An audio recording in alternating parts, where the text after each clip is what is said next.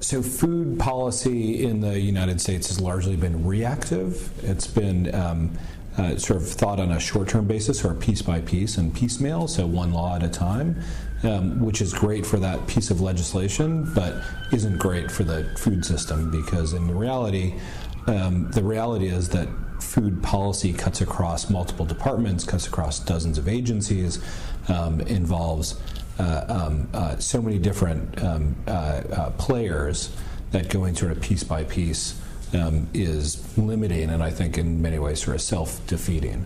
Food safety is a great example of something where I think that the system that was created was sort of created piecemeal, sort of patchwork, and now it's time to sit back and say, who's responsible for food safety? What pieces of legislation need to be lined up so that this actually sort of comprehensible by regulators and by producers and by consumers.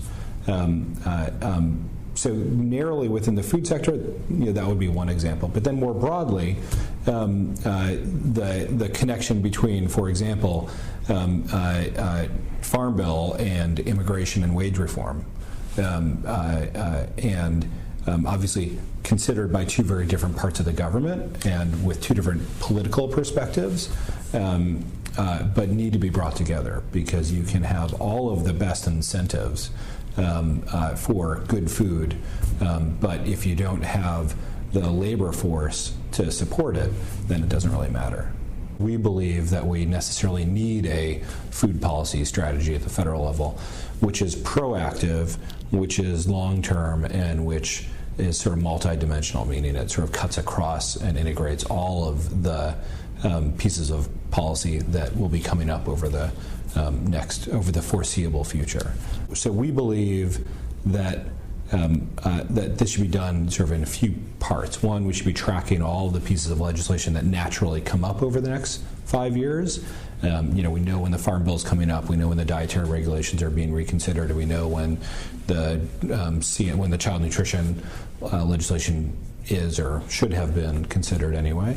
But also what new regs and what new piece of legislation do we want to come up. And so all that should be put together into a sort of comprehensive approach to the food system.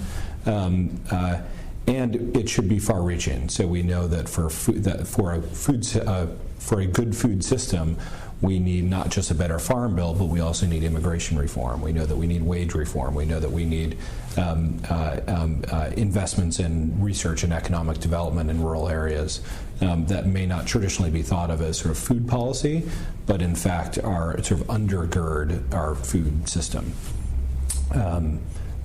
So at the same time, this has to be built in a way that takes advantage of momentum. It has to be grounded in the reality of how policy works in Washington, which takes advantage of momentum and building strength and capacity. If there's anything that's prevented a food policy strategy from really taking root, it's the lack of momentum. It's advocates diving in on a sort of law-by-law basis to say, now we have a Farm Bill, let's do that, and then disappearing until the next Farm Bill, as an example. So it's one part sort of smart policy and one part sort of movement building, and together that builds a strategy around food policy. The first pieces on a strategy should be ones that we can win. We need early wins that actually bring parties together. They may not be the most important piece of policy, but they may not be the most far-reaching piece of policy.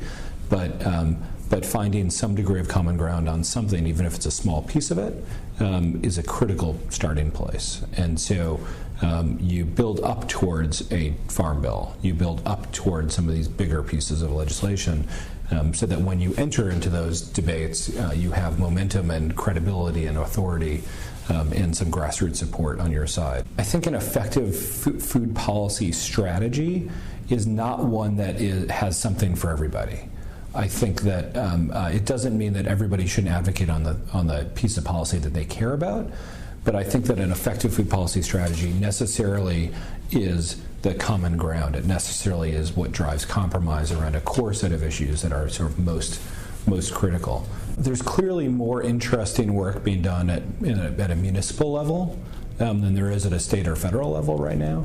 And that should be the case. I mean, that is the basis on which our states are unified. And so I think that will always be the case. I think that states, and even more so municipalities, are the innovation centers for food policy.